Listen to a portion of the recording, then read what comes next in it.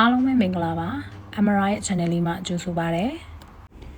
ဒီဗီဒီယိုလေးကတော့ IELTS writing ကို band 7နဲ့အထက်ရအောင်ဘယ်လိုရေးမလဲဆိုတာ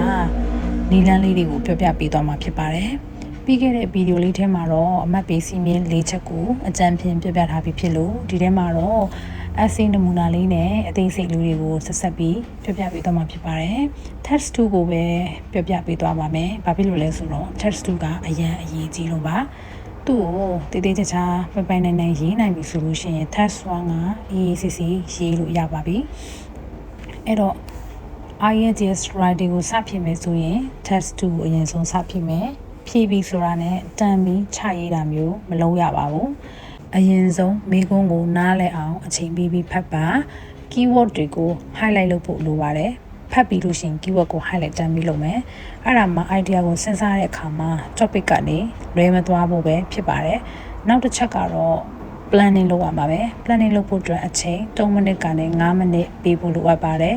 မိကုန်းကိုနားလည်အောင်ဖတ်မှာနဲ့ planning လုပ်ဖို့နဲ့ဆိုလို့ရှိရင်အချိန်9မိနစ်လောက်မရေးခင်မှာပေးရပါတယ်အချိန်9မိနစ်တောင်ပေးလိုက်ပြီဆိုတော့ရေးဖို့အချိန်လောက်ပါတော့မလားဆိုပြီးတော့တွေးလိမ့်မယ်သိမပူပါနဲ့တည်တည်ချာချာ plan လုပ်ထားပြီဆိုလို့ရှိရင်တန်ပြီးချရရုံပဲမို့လို့မြန်နဲ့ရေးလို့ပြီးပါတယ် area တွေကြိုတင်စဉ်းစားထားတာဖြစ်လို့ရေးတဲ့နေရာမှာဘာရေးရမလဲဆိုတော့စဉ်းစားစရာမလိုတဲ့အတွက် grammar error ကိုဂရုစိုက်ပြီးရေးနိုင်တဲ့အတွက်မားနေပါတယ် plan လဲတည်ချာချမယ်idea တွေလည်းစဉ်းစားထားမယ်ဥပမာတွေလည်းစဉ်းစားထားတာဖြစ်လို့ topic အကြောင်းအရာကလည်းရေးနဲ့လွဲချော်သွားတာမျိုးမရှိတဲ့အတွက်ဒီလိုလုပ်ခြင်းက band 7ရဖို့အတွက်တေချာစေပါတယ် test 2မှာမေးခွန်းပုံစံ5မျိုးရှိတယ်အဲ့တော့5မျိုးတည်းကနေပြီးတော့အခုပြောပြသွားမှာကနံပါတ်1မေးခွန်းဖြစ်တဲ့ agree or disagree ကိုကြည့်ပြီးတော့ဘယ်လိုမျိုး planning လုပ်မလဲဆိုတာကိုအကြံပြုပြောပြသွားမယ်ခုနပြောသွားသလိုပဲမဖြေခင်မှာဗားရင်လောက်ရမလဲဆိုလို့ရှိရင်မိကုန်းကိုတခြားဖတ်မယ်ဖတ်ပြီးရင် keyword တွေကို highlight လုပ်မယ် highlight လုပ်ပြီးလို့ရှိရင် planning လုပ်မယ်ဟုတ်ပြီနော် plan ချဖို့ကိုဘာလို့တလဲဆိုလို့ရှိရင်မိကုန်းပုံစံတွေသိဖို့လိုတယ် structure ကိုသိဖို့လိုတယ်ဒီ essay ရဲ့ structure ကိုသိဖို့လိုတယ်သိပြီဆိုလို့ရှိရင်ဒီ plan လုပ်ဖို့အတွက်ကစပြီးစဉ်းစားလို့ရပြီနောက်ထပ်ဗီဒီယိုမှာ structure ကိုရေးပုံရေးနည်းကိုအသေးစိတ်ပြပြပေးသွားမယ်ဒီဗီဒီယိုမှာတော့ဒီ planning လုပ်ဖို့အတွက်ကိုဘယ်လိုလေး plan လုပ်တယ်ဆိုတာကိုတေချာလေးပြပြသွားမယ်အဲ့တော့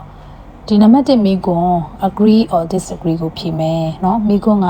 do you agree or disagree အဲ့လိုမျိုးမေးတယ်အဲ့လိုဖြေမယ်ဆိုလို့ရှိရင်ကိုက agree ဘက်မှာနေမလား disagree ဘက်မှာနေမလားဆိုတာကိုအရင်ဆုံးစဉ်းစားဖို့လိုတယ်တစ်ဖက်လုံးကိုစဉ်းစားကြည့်မယ်ဘယ်ဘက်ကို idea တွေထုတ်နိုင်မလဲidea တွေကထုတ်တဲ့အချိန်မှာ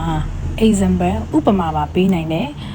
idea မျိုးရွေးပြီးထုတ်ပေးရမယ်တချို့မိကုန်းတွေက idea တွေအများကြီးထုတ်လို့ရတယ်လို့တချို့မိကုန်းတွေက idea ထုတ်လို့မရတာမျိုးလည်းရှိတယ်အဲ့ဒီခါမှာဘယ်ဘက်ကရေးမလဲ I agree ဘက်လား disagree ဘက်လား idea တွေအများကြီးဖြစ်နေတယ်ဆိုလို့ရှိရင်ဥပမာပေးနိုင်တဲ့ idea ကိုပဲရွေးထုတ်မယ်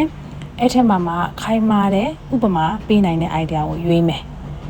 ကိုက agree ဖြစ်ဖို့အတွက်ကိုတွေးထားတယ်ဒါပေမဲ့ idea ကလုံးဝစဉ်းစားလို့မရဘူးဖြစ်နေတယ်ဆိုလို့ရှိရင် disagree ဘက်ကိုပြောင်းပြီးစဉ်းစားကြည့်မယ် idea ကနှမျိုးပဲရေးပေးရမှာဖြစ်လို့အများကြီးအချိန်လေးကြာကြီးဦးနှောက်ချောက်ကပြီးစဉ်းစားစရာမလိုပါဘူး idea နှစ်ခုကိုဥပမာနဲ့တွဲပြီးခိုင်မာတဲ့ဥပမာမျိုးပေးနိုင်တဲ့ idea နှစ်ခုဖြစ်ပြီဆိုလို့ရှိရင်ရပါပြီနောက်တစ်ခုအရေးကြီးတာကဒီ essay တစ်ပုဒ်လုံးမှာ agree ဆိုလို့ရှိရင်တပုတ်လုံးက agree ဖြစ်နေဖို့လိုတယ် disagree ကိုရေးမယ်ဆိုလို့ရှိရင်လည်းတပုတ်လုံးက disagree ဖြစ်နေဖို့လိုတယ်အဲ့ဒါလေးကအရင်ရေးကြည့်တယ်အဲ့တော့မိခွန်းကြည့်ရအောင်เนาะ the most important aim of science should be to improve people's life to what extent do you agree or disagree with this statement ဒီ keyword လေးတွေကိုအရင် highlight လုပ်ရအောင် keyword လေးတွေက important aim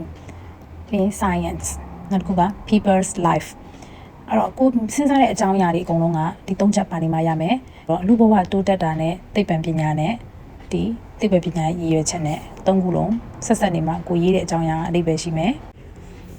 အဲ့တော့ကိုကမိခွန်းကိုဖတ်ပြီး highlight လုပ်ပြီးသွားပြီဆိုလို့ရှိရင် agree လုပ်မလား disagree လုပ်မလားအရင်စဉ်းစားမယ်ဘယ်အချက်ကကိုရဲ့ argument ကိုပို့ပြီးတော့ခိုင်မာစေတယ်လဲ agree လား disagree လား ဒီလိုစဉ်းစားတဲ့နေရာမှာစိတ်ခံစားချက်ကိုဖယ်ထားပေးပါစိတ်ထဲမှာတကယ် agree ဖြစ်ချင်မှဖြစ်မယ်ဒါပေမဲ့ essay accountable ဖြစ်ဖို့ဆိုလို့ရှိရင်အချက်ချက်နဲ့ထောက်ခံချက်ညှင်းဆိုချက်ပေးနိုင်မှုကအရေးကြီးတယ်အဲ့တော့ထိရောက်တဲ့ဥပမာလေးတွေပေးနိုင်တဲ့ဘက်ကနေနေပါဒီ IELTS writing ဆိုတာကကိုယ့်ရဲ့ communicate လုပ်နိုင်မှုစာရေးသားဘယ်လောက်ကောင်းသလဲစာရေးပြီးတော့မှဘယ်လိုမျိုးကိုပြောချင်တဲ့အကြောင်းအရာတွေကိုဖော်ပြနိုင်တယ်လဲဆိုတာကို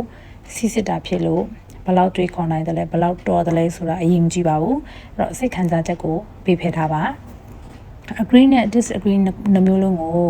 ချရေးပြီးတော့ဘာတွေထွက်လာနိုင်တယ်လဲဆိုတော့အရင်ဆုံးစဉ်းစားကြည့်မယ်ဖြေတဲ့အခါမှာတော့ဒီ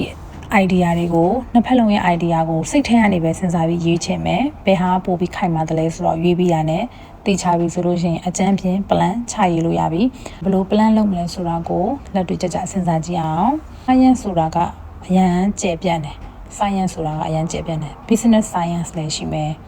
เนาะတခြားစကြဝဠာနဲ့ဆိုင်တာတွေလည်းရှိမယ်ကဘာမြေကြီးနဲ့သက်ဆိုင်တာတွေလည်းရှိမယ် science ဆိုတာကအရန်ရှုပ်ထွေးတယ်အရန်ကျယ်ပြန့်တယ်သူ့ရဲ့မေးခွန်းကเนาะသိပ္ပံဘာသာရပ်တည်တဲ့လူတွေအကျိုးပြုဖို့လူဘဝတိုးတက်ဖို့ပဲဖြစ်တင်နေဆိုတော့အခြားသိပ္ပံပညာရပ်တွေက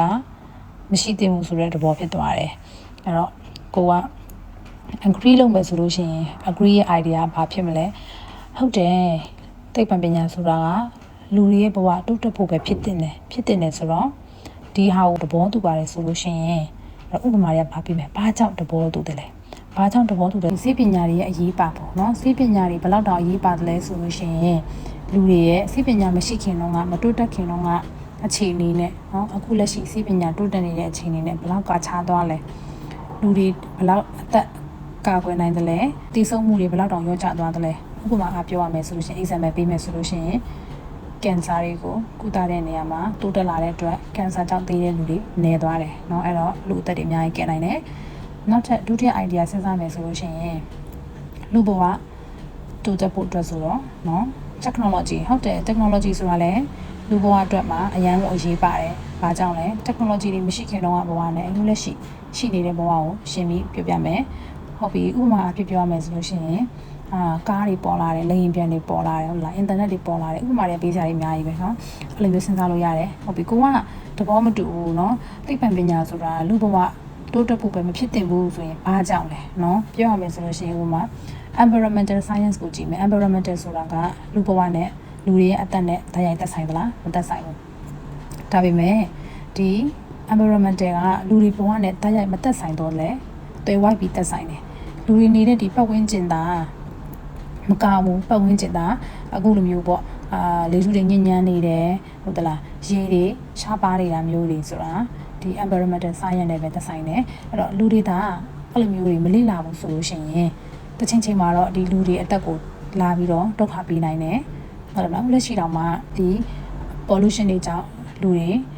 ယောဂါတွေရနေကြတယ်အခုဒီမှာ example ချရေးမယ်ဆိုဥပမာအဖြစ်ပေါ့ဒီရာသီဥတုတွေပြောင်းလဲတယ်ရာသီဥတုတွေပြောင်းလဲတာတွေလေ့လာတဲ့သိပ္ပံပညာရှင်တွေအများကြီးလိုအပ်တယ်ရာသီဥတုတွေဘယ်လောက်တောင်ပြောင်းလဲတယ်လို့ဆိုလို့ရှိရင်ရေကြီးတာတွေဖြစ်တယ်မိုးခေါင်တာတွေအဲ့လိုမျိုးပေါ့ရေးရမယ်ဆိုတော့အများကြီးပဲเนาะနောက်တစ်ခုဆိုလို့ရှိရင်လည်းဘာပြောလို့ရလဲဆိုရင်လူတွေနဲ့မသက်ဆိုင်တဲ့တသက်ဝါတွေကိုလေ့လာတဲ့သိပ္ပံပညာရဲ့ဘာကြီးကလူတွေကြီးပဲနေလို့မရဘူးတိရစ္ဆာန်တွေနဲ့အကုန်လုံးရှင်တွဲပြီးနေရတယ် biodiversity လို့ခေါ်တယ်ဒီတိရစ္ဆာန်တွေရိုးသုံးသွားလို့ရှိရင်လည်းလူတွေကြီးပဲရှင်သန်ဖို့ဆိုတာမဖြစ်နိုင်ဘူးအဲ့တော့တိရစ္ဆာန်တွေကိုလေ့လာမယ်လေ့လာပြီးတိရစ္ဆာန်တွေကိုကာကွယ်စောင့်ရှောက်မယ်လူတွေကြီးပဲစောင့်ရှောက်လို့မရဘူးတိရစ္ဆာန်တွေကိုလည်းကာကွယ်စောင့်ရှောက်မယ်အဲ့လိုမျိုးတွေရှိမှဖြစ်မယ်ဥပမာအဖြစ်ပြောမယ်ဆိုလို့ရှိရင်ပြားလိုက်တာမရှိလို့ရှိရင်ဒီတစ်ပင်တွေကဝတ်ပုံတွေကူးမဲ့သူမရှိတော့အသီးအပွင့်တွေကိုပွင့်တော့ဘူးအသီးအပွင့်တွေမပွင့်တော့ရင်အသီးအနှံတွေကိုမိခိုးစားတောက်တဲ့တိရစ္ဆာန်တွေအစာရေးစားတွေငတ်မှုမယ်ကြားလာလို့ရှိရင်မျိုးတုံးလာရင်းစရာတွေတော့အများကြီးပဲအဲ့ဒီကနေကိုပေးမဲ့ဥပမာကဘယ်လောက်ထိခိုင်မာတယ်လဲအဲ့ပေါ်မူတည်ပြီးတော့ရွေးမယ်ဥပမာပေးတဲ့နေရာမှာလည်းမမှန်ကန်တဲ့အချက်လက်တွေ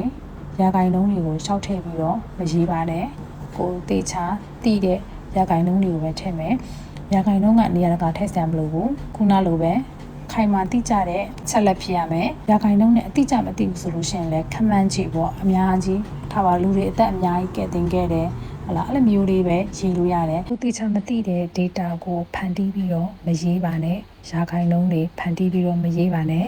တကယ်ဖြစ်နိုင်ခြေရှိတဲ့လက်တွေ့ကြနိုင်တဲ့ရာခိုင်နှုန်းမျိုးတွေပဲထည့်ပြီးတော့ဥပမာမှာထည့်ရေးပါရာခိုင်နှုန်းလုံးဝမပါရင်လည်းဥပမာဆိုတာပေးလို့ရပါတယ်အဓိပ္ပာယ်ရှိတဲ့တဘာဝကြတဲ့အချက်လက်မျိုးဖြစ်ပါစေကဲဟုတ်ပြီအဲ့တော့ planning လုပ်ဖို့အတွက်ကဥပမာနဲ့ချက်စဉ်းစားပေးမယ်ပုံမှန်အားဖြင့်တော့မိခွန်းတွေက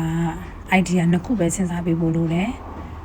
တချို့မိခွန်းတွေဆိုလို့ရှိရင်တော့ idea ၄ခုအထိစဉ်းစားပေးရတယ်အဲ idea ၄ခုအထိစဉ်းစားပေးရတဲ့မိခွန်းမျိုးဆိုလို့ရှိရင်တော့နည်းနည်းလေးချိန်ပေးရတယ်ဒါပေမဲ့သူကဥပမာ၄ခုလုံးစဉ်းစားပေးစရာမလိုဘူး idea နှစ်ခုမှဥပမာပေးနိုင်တဲ့ idea တစ်ခုပိုင်ရပြီအဲ့တော့နောက်ထပ် idea နှစ်ခုမှလည်းဥပမာပေးနိုင်တဲ့ idea တစ်ခုရပြီအဲ့တော့မေးတဲ့မေးခွန်းပုံစံကိုလိုက်ပြီးတော့ဖြေတဲ့ပုံစံလေးရလဲအနည်းငယ်ကွဲတဲ့အတွက်မေးခွန်းပုံစံ၅မျိုးကိုလည်းတည်ဖို့လိုပါတယ်အဲ့တော့မေးခွန်းပုံစံ၅မျိုးကိုနောက်ထပ်ဗီဒီယိုမှာတက်လုပ်ပေးသွားမှာဖြစ်လို့ channel ထဲဝင်ပြီးကြည့်ပေးဖို့တိုက်တွန်းလိုပါတယ်အဆုံးထိကြည့်ရှုပေးလို့ကျေးဇူးတင်ပါတယ်